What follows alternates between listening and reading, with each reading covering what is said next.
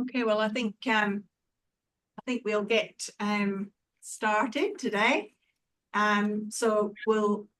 We've been very lucky to get Professor Janet Anderson to come and talk to us today on understanding teamwork in healthcare and implications for implementation science.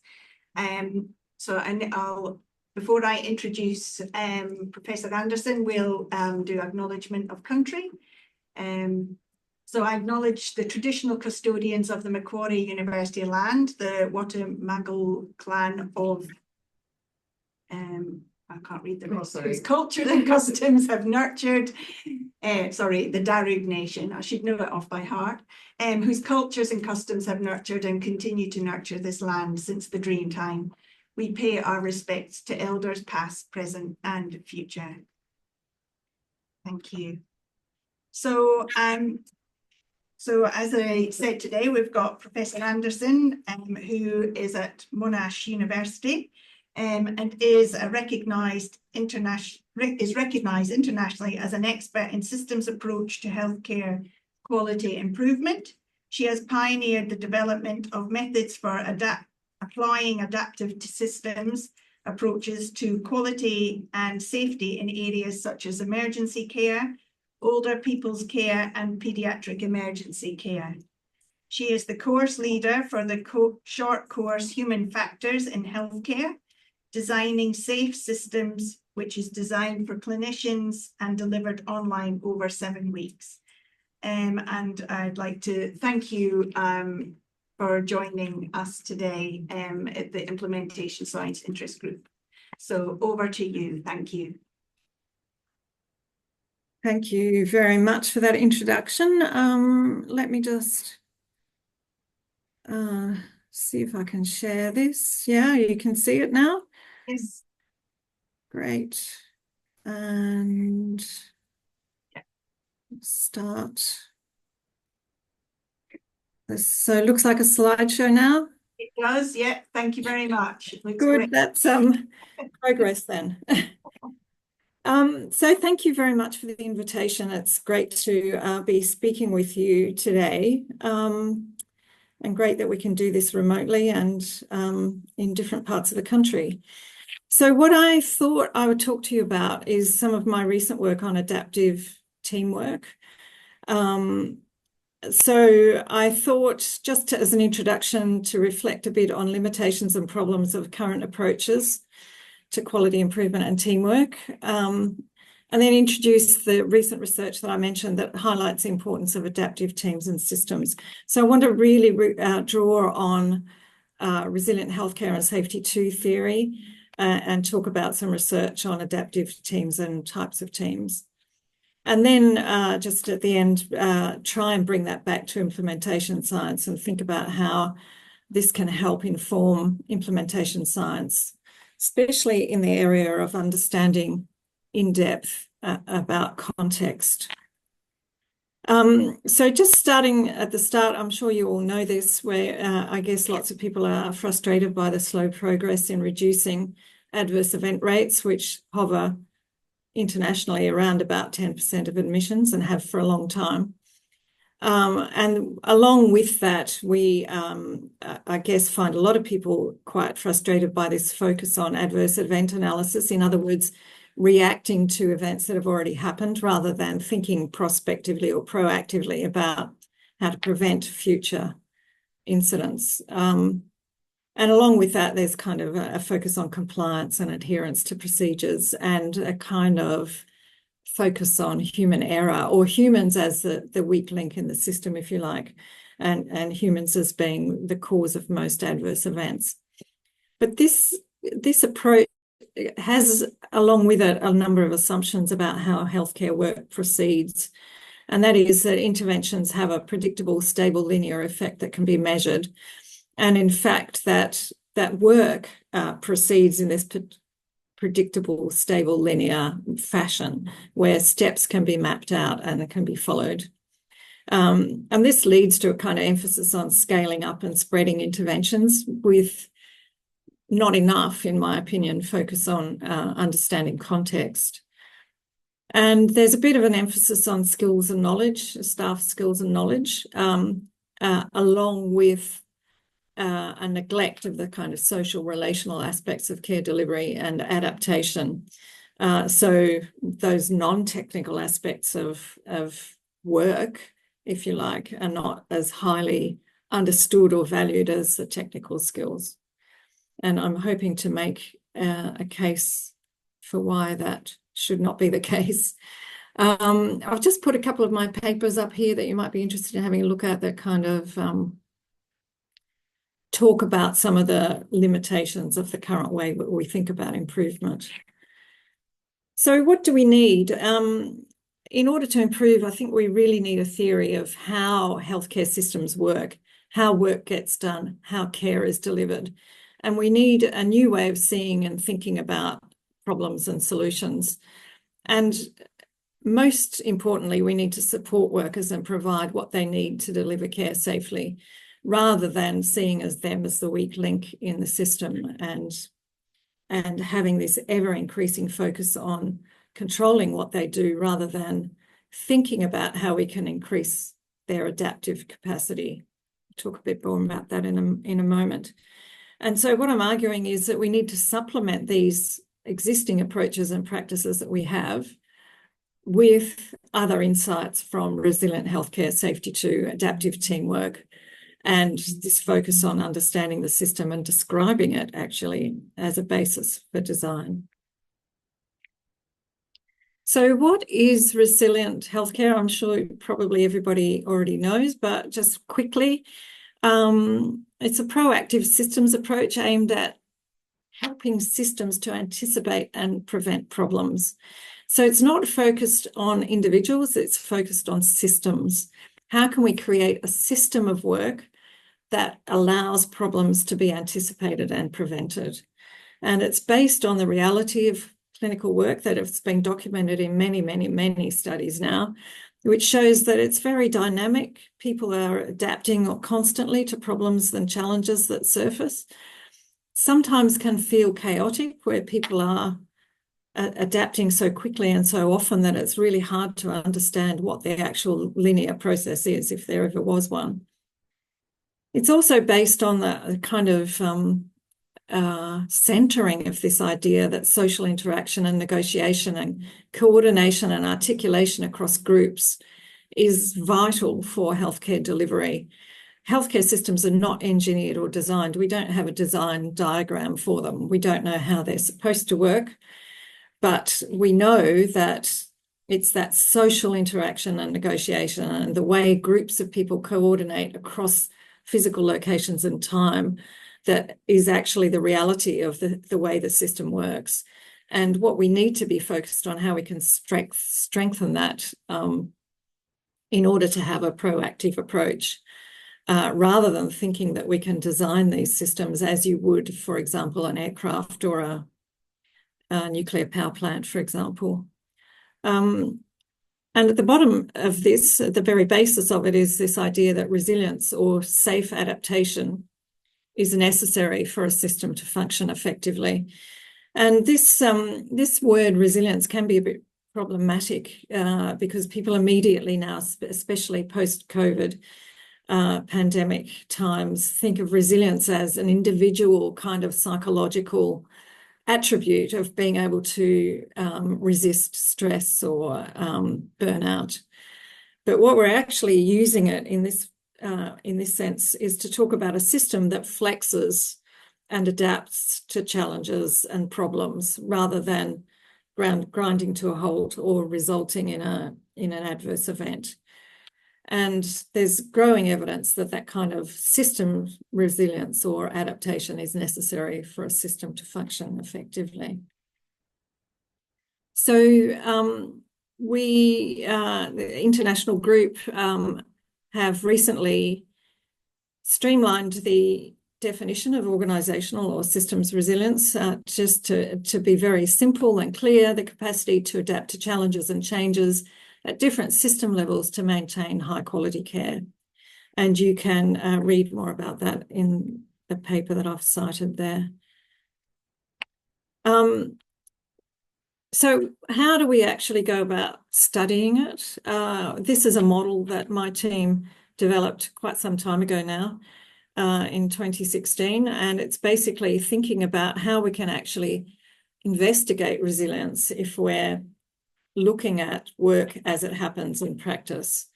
And just very quickly about this model, on the left there, we have work as imagined, which we have described as an imagined alignment between demand and capacity. So organisations put in place resources to match demand or capacity to match demand. So it's not just staffing, but they put in place lots of different things, you know, equipment, different spaces, different processes, and so on, all designed supposedly to meet demand. But we know from experience that there are always unforeseeable circumstances and demands because the system is complex, and some of those things that arise day to day cannot be foreseen or predicted. And so these misalignments between demand and capacity happen, and they lead to adaptations and adjustments, which is the work as done, and that leads to outcomes. And so if we can think about trying to understand what actually happens in a workplace, we can actually, using this model, go in and say, well, actually, what are the misalignments between demand and capacity? What do people do to actually cope with those problems? How do they adapt and adjust, and how are those things related to outcomes? And that's what we've done in all of our work since 2016, is applying this model in various different contexts and in different ways. This is a slide that just summarises what I just said, I think. And along with that, I'll talk less about this today, but I think that it's quite important to add to this just outline of what we mean by systems resilience. And I think we can say there are 5 activities. There are different ways of characterising them, but I call them activities that a system does to make it resilient. It anticipates what's going to happen in the future, you know, so what might happen, for example, in terms of, you know, the needs of the ageing population, or the needs of increasing numbers of people with diabetes. So it's anticipating some of those future developments. Second one is monitoring. So that's actually a more real-time, paying attention to what's actually happening. Is there a big influx of patients into the ED? Is there a problem getting an ambulance to discharge people, and so on and so forth? Responding is knowing what to do in relation to those system disturbances and being able to respond to them appropriately. The fourth is learning, and this is where we find mostly that healthcare systems are quite deficient. So it's really harnessing the learning from those things, those specific experiences, to feed back into how things are done day to day. And the fifth, which we've actually added on the basis of our research, is coordinating. If you can't coordinate the activities that are required for the successful functioning of the system, you can't do any of those other things, and your system is going to grind to a halt. So those are the 5 fundamental activities that a system has to do in order to be resilient. And more recently, we've been applying these ideas to think about adaptive teamwork or adaptive teams. And you might remember when I talked about that definition of resilience, it talked about at different system levels.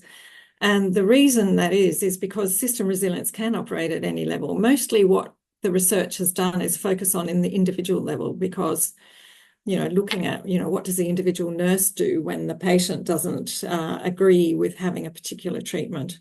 What does the surgeon do if a particular problem is encountered during a surgery?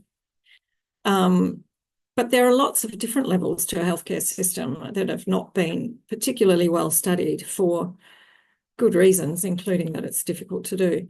But we've tried to now move into looking more at the team level.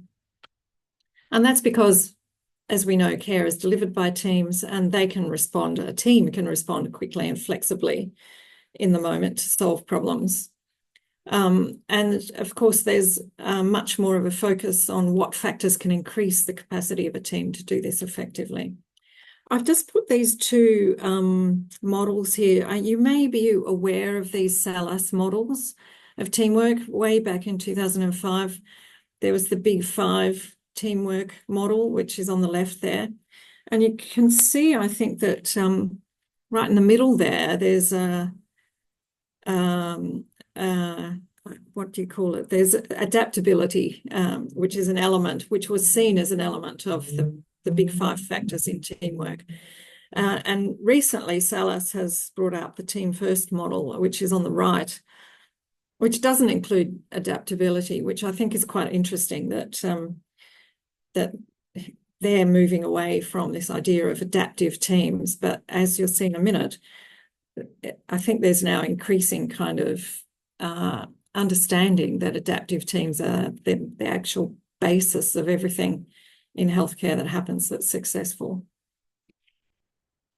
We did a very recent, it's just been published last month, I think, scoping review of 213 studies that reference adaptive teamwork. And you can see that there's been a lot of increase in interest in this, especially since around about 2013, 2015. And you can see, it's quite hard to see with the colours, but healthcare is in there as showing a big increase in focus on adaptive teamwork research, as well as other areas as well. And you can see, as I said, healthcare is right up there in terms of the number of studies of adaptive teamwork that have occurred. A lot of them have been laboratory studies, which don't particularly have any particular domain of application, but the next highest is healthcare specific research. But when we break that down into the different areas of healthcare, we find that there's only a few studies in each area, surgery and emergency anesthesia being quite common, partly because I think it's quite easy to study teamwork in that situation because they're quite bounded, task-focused areas. Maybe healthcare people who work in those areas might not agree, but whatever the case, they've received the most interest or the most focus from researchers. And as part of this scoping review, we also developed a definition of adaptive capacity, team adaptive capacity, which you can see there. It's the variable capability of a team ranging along a spectrum from brittle to elastic to activate team adaptation processes based on situational, individual, team and organizational factors. So it's really kind of getting at this idea that a team has a variable capability, and that capability is determined by a lot of different factors. And we developed this model of a team adaptation, which shows that teams have adaptive capacity, which is triggered by a trigger in the environment. Might be some of those situational, team and organizational factors that trigger the need for adaptation, which then triggers adjustments made in response. And that then has consequences, both in terms of the process that's being managed, but also for the team. And of course, then we have the team learning that occurs, and that feeds in again to the team adaptive capacity. And this is all encapsulated by what we've termed emergent states and processes, which are things like the collaborative opportunities. We're talking about coordination, ability, with trust, psychological safety, and so on. That they're all emerge as a result of the teams adapting to those triggers and experiencing outcomes and learning from it. We then went on to study teamwork, adaptive teamwork in general.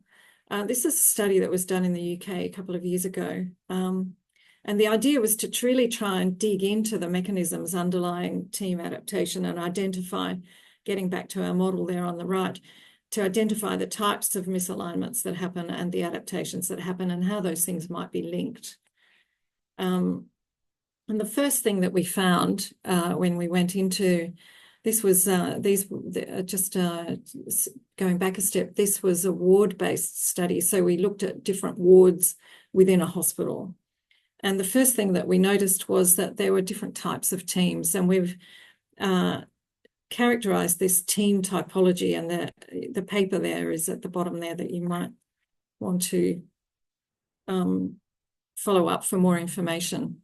So basically, we've identified 5 different types of teams: structural, hybrid, satellite, responsive, and coordinating, and they can be differentiated based on the stability or otherwise of their membership, their location, the tasks that they do, and their functions. So the structural teams are kind of your co-located, stable clinical teams that are your traditional ward-based teams where people work together on a regular basis. The hybrid teams were mixed. So these were also based on wards, but had a mix of permanent and temporary team members. So a mix of stable and unstable team members. And usually that was permanent nursing staff and rotating medical or surgical staff. And that carried with it particular challenges, which I'll talk about in a minute. The satellite teams, again, were stable. These were people who usually worked together, at least for the duration of medical student rotations. People were under the leadership of a consultant, and these were usually mobile surgical ward rounds where patients could be anywhere in the hospital, and the team travelled around to visit them. So they had stable membership, but again, challenges because of the mobility. Responsive teams were the teams that formed episodically in response to an urgent clinical need. So they came together in a dynamic way on short notice and responded to emergencies wherever they happened. And they may or may not be people that worked together previously, and they probably were going to have different members every time they formed. And coordinating teams were stable teams, usually that drew representatives from multiple areas across the hospital with things like bed meetings, patient flow meetings, quality meetings, and so on. So generally more senior people, but the crucial difference here is that they're addressing organisational goals rather than clinical care delivery. So we describe a lot more about this in the paper as a way to, as a kind of lens to look at teamwork. We're not claiming, I think, that this is exhaustive or can apply anywhere or everywhere, but it's a way to think about what are the key things that might affect the way a team functions, really. And it's a kind of lens through which you can start to think about teamwork and what might affect teamwork. So some of the differences: structural teams usually had strong leadership.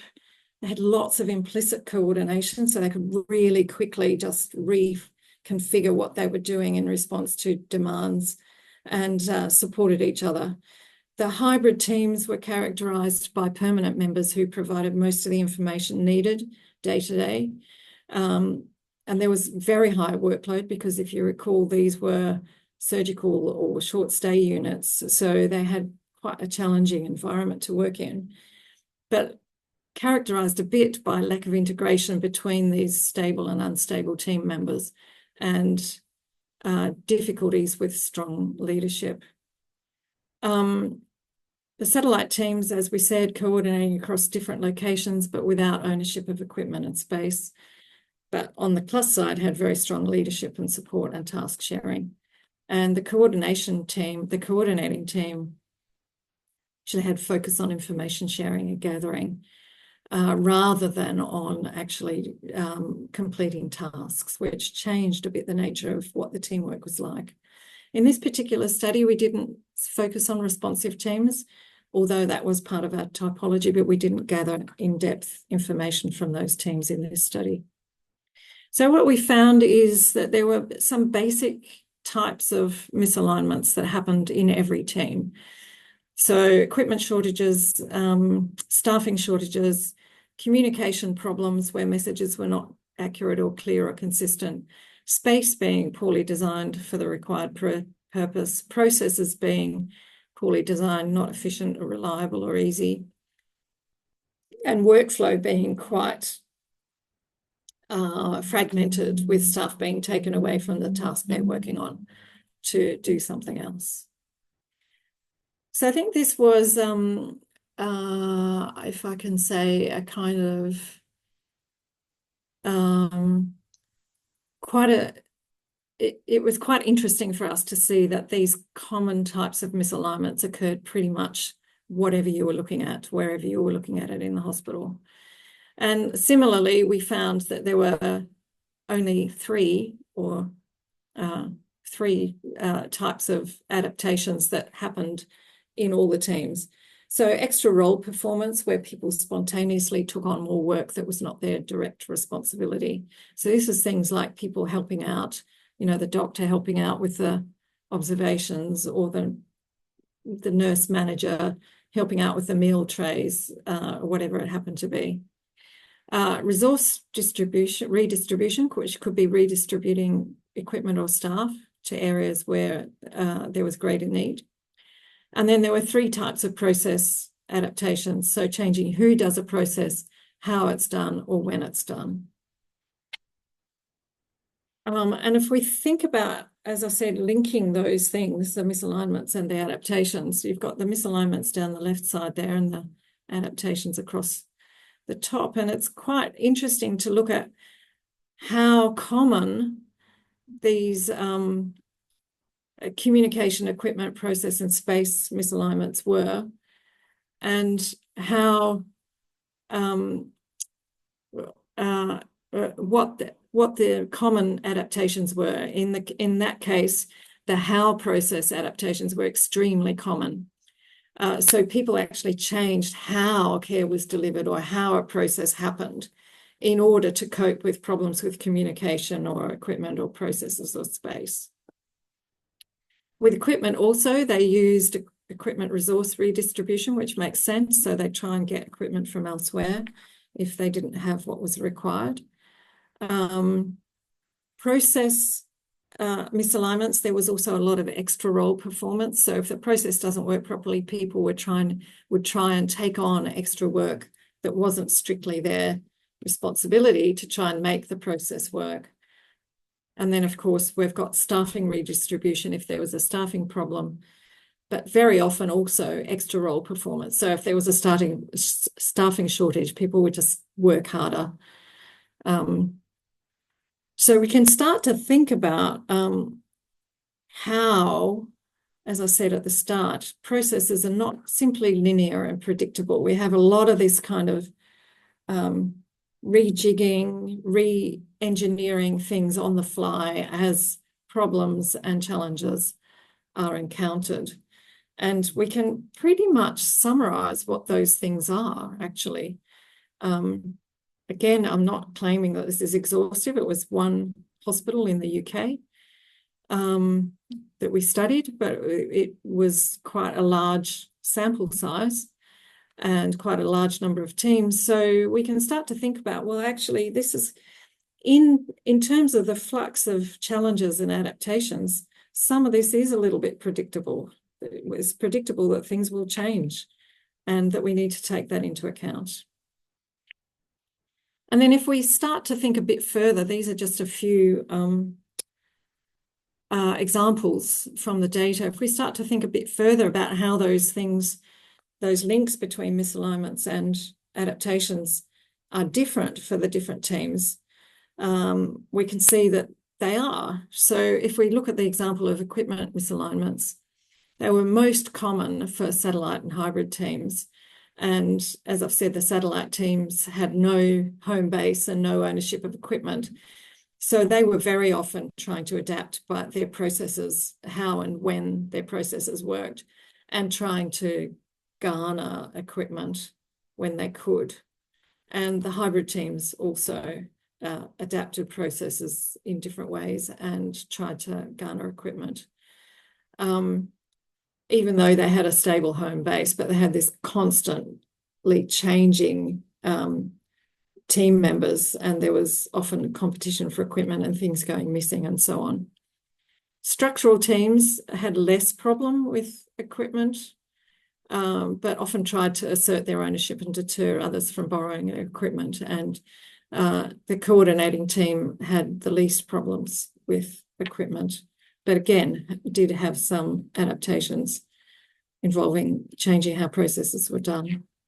If we look at staffing misalignments, similar things. Staffing and structural and satellite teams could redistribute tasks among team members fairly seamlessly. They had a stable team membership.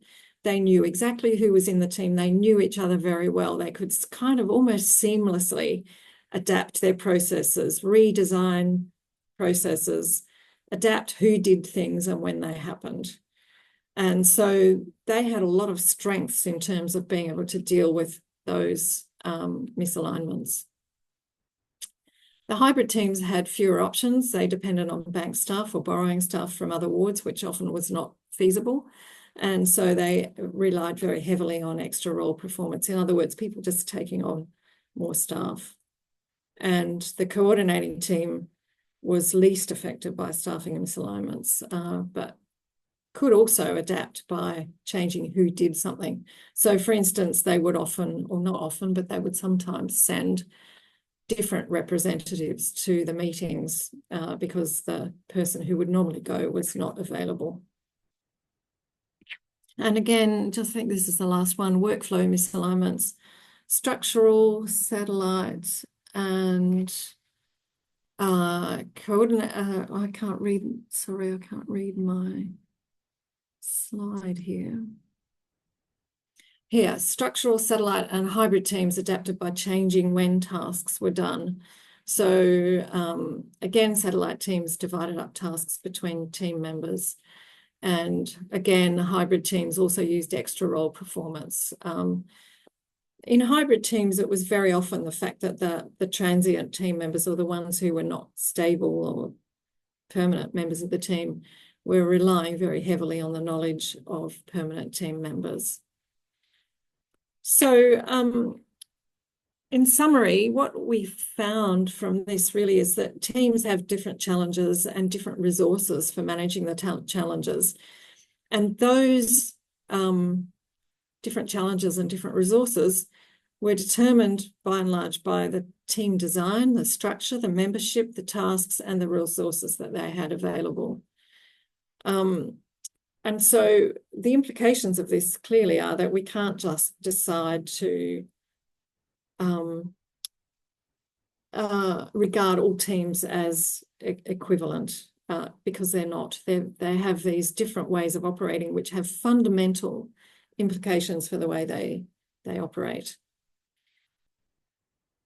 Social relationships were crucial for adaptive capacity. So the structural and satellite teams were clearly able to adapt more easily.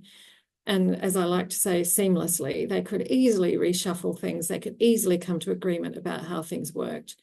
And that was on the basis that they knew each other well. They worked together constantly, and they didn't have to negotiate those things in the moment when they needed to adapt. They already had the basis for effective adaptation. The hybrid teams were the most challenged. They were kind of set up like a structural team, as if they were a structural team, but they didn't have long-term relationships because of that constant changing element of the membership. And they didn't get extra resources to compensate for that, the absence of those long-term relationships. So they had difficult tasks because they were usually in areas of high pressure, but the coordination and communication was difficult, and this constant adaptation in response to problems created quite a high stress environment for them.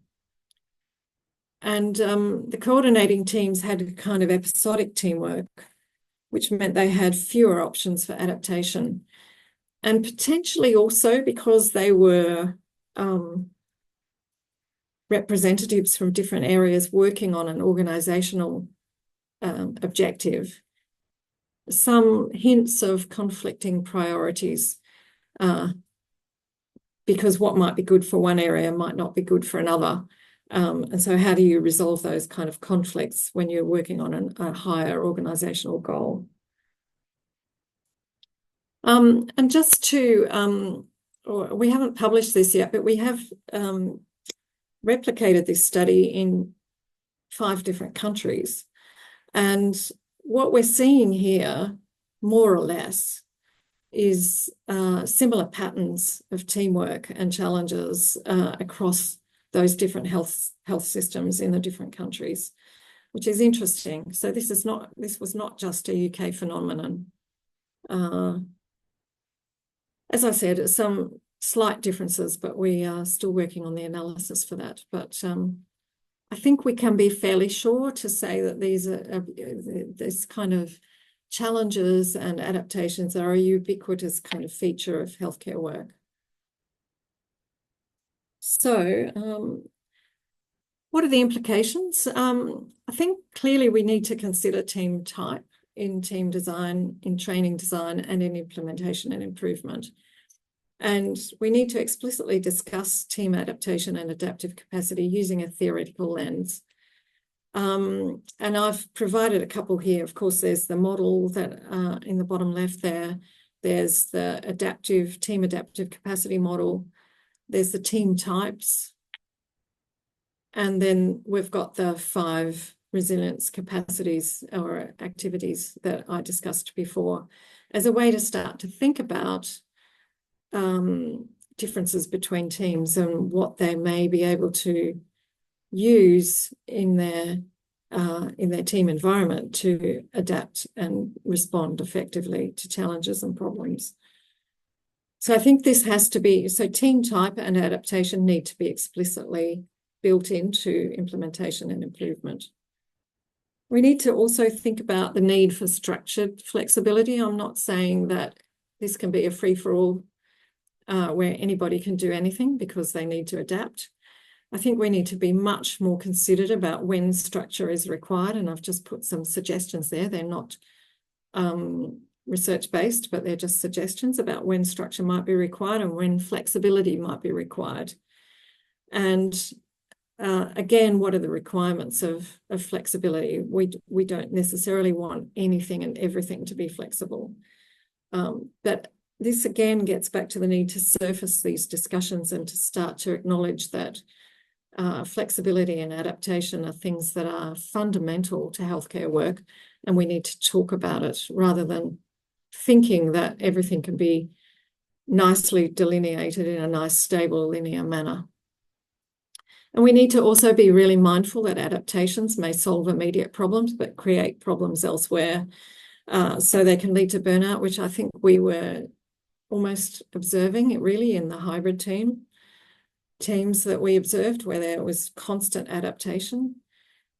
They can lead to missed care. They can lead to all sorts of problems, readmissions, increased costs and other problems for other sectors of the healthcare system. So they might solve a problem for a particular ward, but create a problem in the outpatient department or in primary healthcare, for instance. And I think fundamentally we really have to understand that adaptations are not a way to compensate for poor design or misalignment between demand and capacity, because this constant adaptation not only risks burnout, but it leaves little time for any type of innovation and improvement.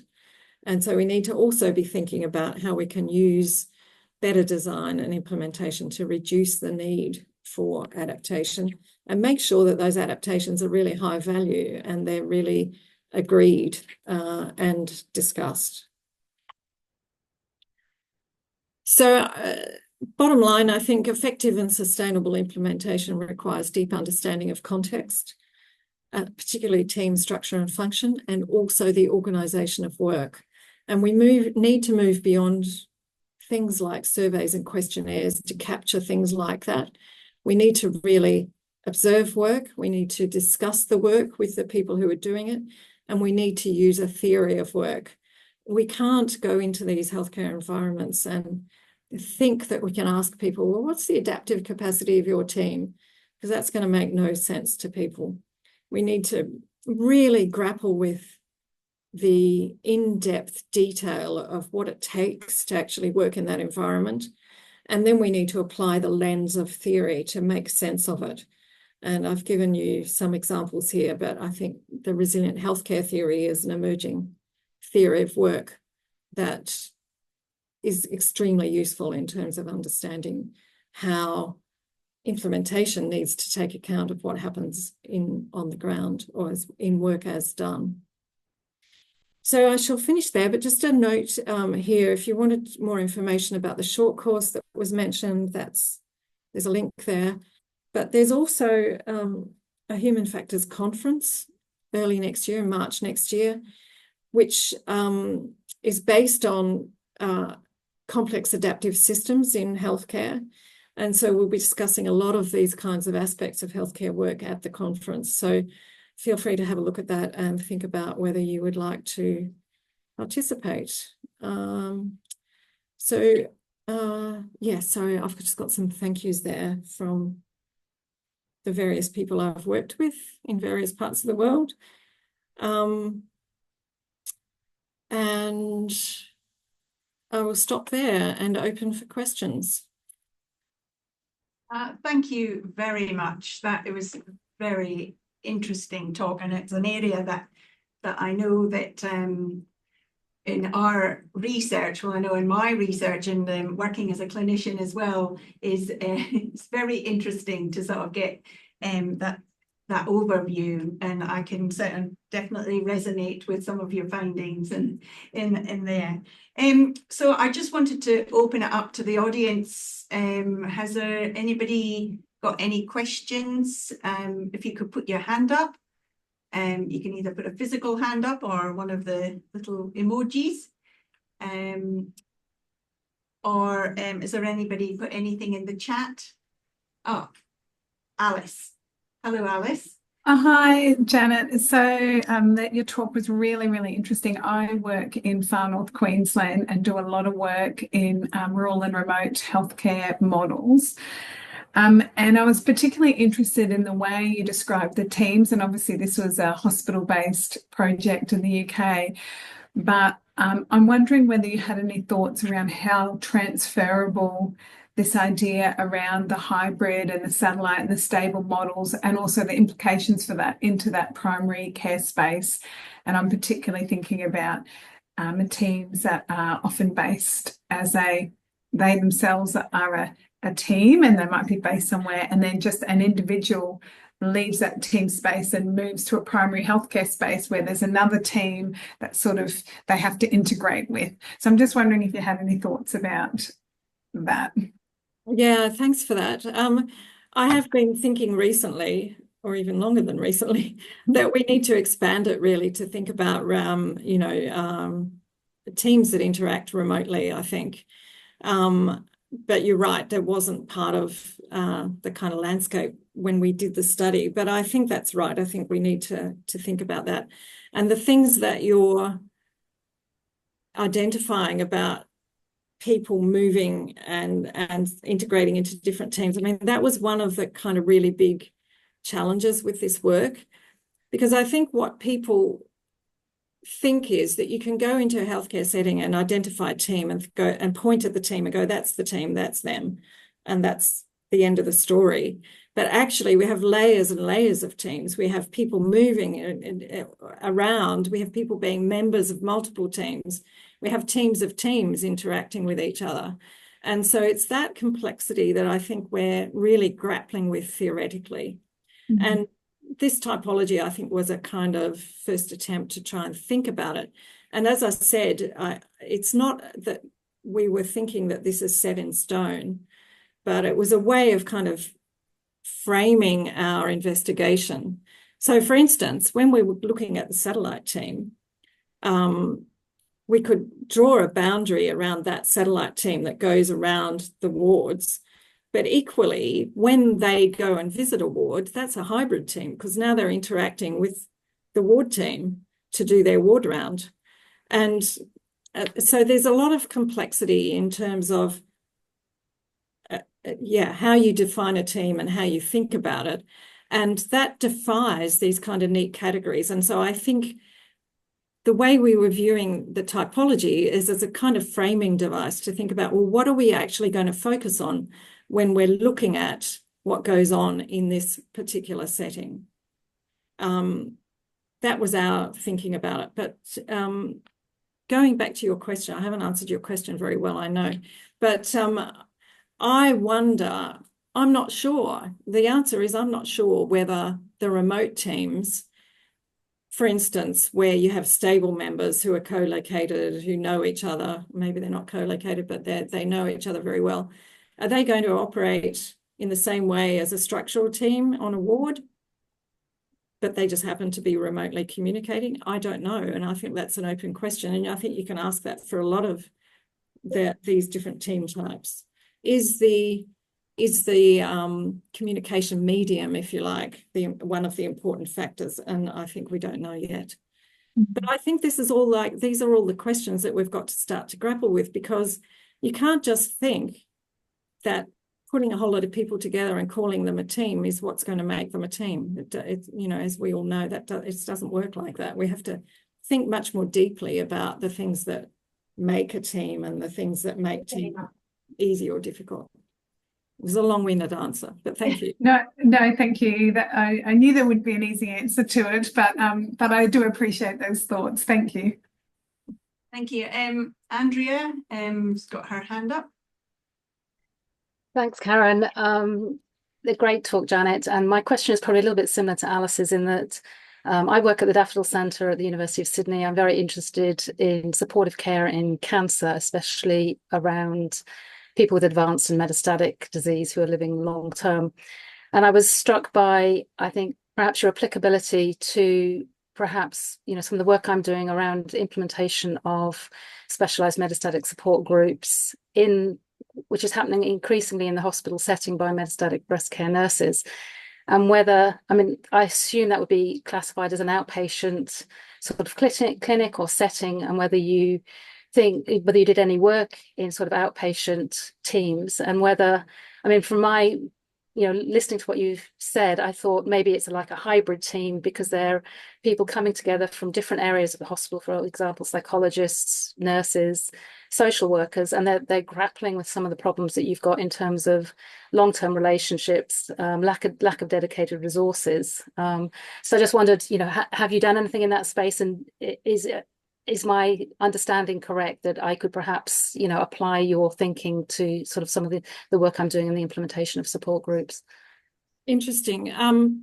The short answer is no, we haven't done that. And I think there's like 10 careers worth of research to be done in teams in healthcare. So that should keep somebody or several people busy for a long time.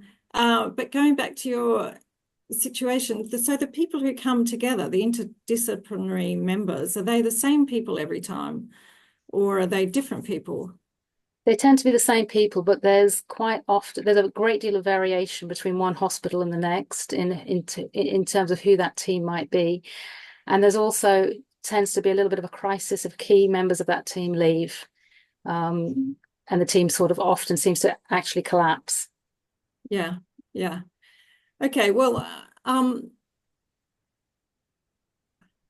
just trying to think, maybe our typology needs another type added. But so it's kind of like a structural team, because these people know each other, but they're coming together in a different location. It's not as if they're in the same location every day, working together all the time. So that's, maybe they have the advantage of knowing each other and those strong relationships.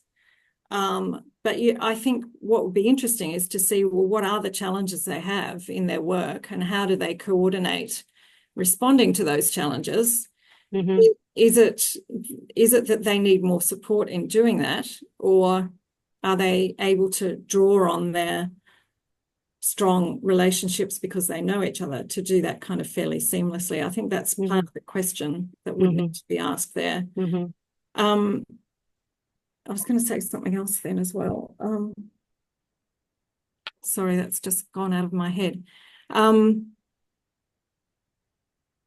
So yeah, so thinking about how they adapt and what they need to adapt to, I think would be the first step in understanding that team more. I know what I was going to say. So you mentioned also that they fall in a heap, maybe sometimes if some crucial team members leave. And again, I think that's part of thinking about what are the requirements of keeping this team strong. In our study, in our hybrid teams, it was clear there was not really effective leadership. And so that would have been something that could have been addressed to make that team a lot stronger, along with some other things as well. And maybe in your teams, in your situation, it's turnover is really one of the challenges. And so you need to think about investing in something that will support that handover of leadership over time so that the team is resilient to change. It's not just, I guess, resilience to things external to the team, but maybe internal to the team as well. Yeah. Thank you for that. I just was going to ask a question of my own, if that was all right, as I'm chairing it. I just wondered about you mentioned about the extra role performance. And we know that, and I'm glad you mentioned burnout there. So we've been evaluating liver cancer services, and that is something that is dominates the whole service, is that people are working way beyond their role. And it's the only way that that service is running. I just wondered if, as part of the looking at teams, you looked at the personality, the characteristics of the team members, because there are some people that will do that, and then there are others that won't, do that extra role performance. So I was just wondering about that. Yeah, exactly. It's a good question. No, we didn't look at that. And there's a good reason for that, which is I think that our approach is really based on trying to strengthen a system rather than thinking about individuals. And I know some people will say, well, individuals are part of the system, so you should look at individuals. But I am actually resisting that, because I think that we can't go on relying on individuals to work more or do more. It's discretionary effort, if you like, that some people can make and some people don't want to. And I think we need to think about how we can make the system stronger, even although there's that variation in personal willingness to make that discretionary effort. So one of the things that I have talked about in the past, I haven't for a while though, is thinking about, because I know staffing is a huge problem everywhere at the moment and probably will continue to be, starting to think about, well, under these conditions of low staffing, how are we going to reorganise work to make it actually more feasible without requiring absolutely everybody to be putting in that extra role performance? And it may be that you start to think about what are the safety critical absolute must-haves that must be done versus what are the things that are nice to have when you're fully staffed. Might be along those lines. There might be other ways of thinking about it as well. And I think this is probably where the kind of impetus for more digital health, technological advances will probably come in, where things can be taken off people because we actually don't have the capacity in the system to do things in the way that we did before. Again, a long-winded answer. Sorry, did I answer your question? Yeah, it's not these questions. It's not an easy topic, as we're highlighting. Was there any more questions? I did see somebody had a hand. Oh, Claire, would you like to ask yours? Hi, Janet. That was really interesting. My background is as a dietitian, which often you sit across multiple teams and multiple, as you explained, the structure of the teams. And it's really, I know working in those roles can be quite interesting because and it's more of it just resonated with me with your presentation, because often there'll be very structured teams that you then come into. But and they are very structured, but you're the one that pops in and pops out. So you could have multiple ward rounds that you're meant to be part of, multiple case conference that you're meant to be part of. Yeah, flipping between those sorts of things and those expectations of each of those different structures of a member that probably, as an individual, isn't a structured or a hybrid or a, if that makes sense. So you're a member of the dietetics team, but you then actually, I'm going to say, fly out and do your work within multiple different teams. Yeah, so. Yeah, totally understand what you're saying. And I think it's quite challenging. I mean, we did observe quite a few of the challenges of the satellite teams going around and trying to integrate with those structural ward teams. And it worked well in some instances and not very well at all in others, where people did not perceive the people who were coming in the ward round as part of their team. They were a nuisance. Well, the attitude seemed to be that they were a bit of a nuisance.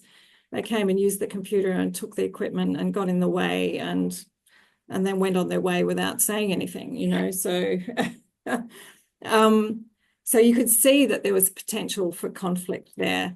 And I think that maybe this is one of the things that we need to think about coming out of this research, is that how can we start to ease some of those you know, friction points with teamwork, really.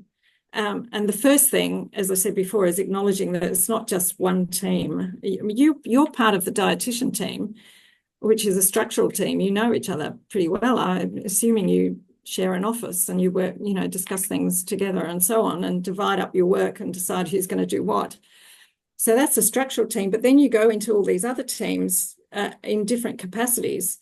And so I think using this as a lens to think about what are the things that are actually shaping the way you work when you go into those ward teams, those different settings, is really important. And I think this typology can kind of help with that. And it would point us, I think, towards some different kinds of solutions. So, you know, we could start to think about how you could, for example, do some training or some simulation exercises where you looked at how those two teams came together in the ward and what would actually make that work better. Probably there are things the satellite team could do, and there are probably things the ward team could do to make things easier. But it's kind of trying to think about, well, actually, at that point where you come together, you are actually a team. You're a different type of team, but you are actually a team. So how are we going to actually make this work? And I think that's where we would hope to be going with this research. I'm sorry I don't have a great answer for you, but this is exactly the challenge. What you actually said is that you're moving around all the time. Yeah, and it's that sometimes that tension, and it did make me laugh about the comment about protecting assets and equipment. So yes, so you dare not sit in certain chairs in the structured team because you just know that could be a problem. So I just found it really interesting. So thank you. That's all right. Thank you.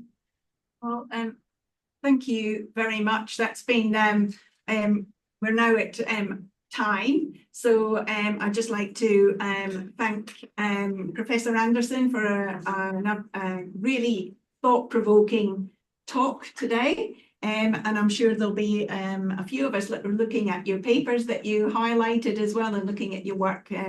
So thank you very much for joining us today. Thank you. And thank you so much for having me. Thank you. And there won't be another meeting till February. So I hope everybody has a good Christmas break, and we'll look forward to seeing you at the end of February. Thank you very much again. Thank you. Thanks.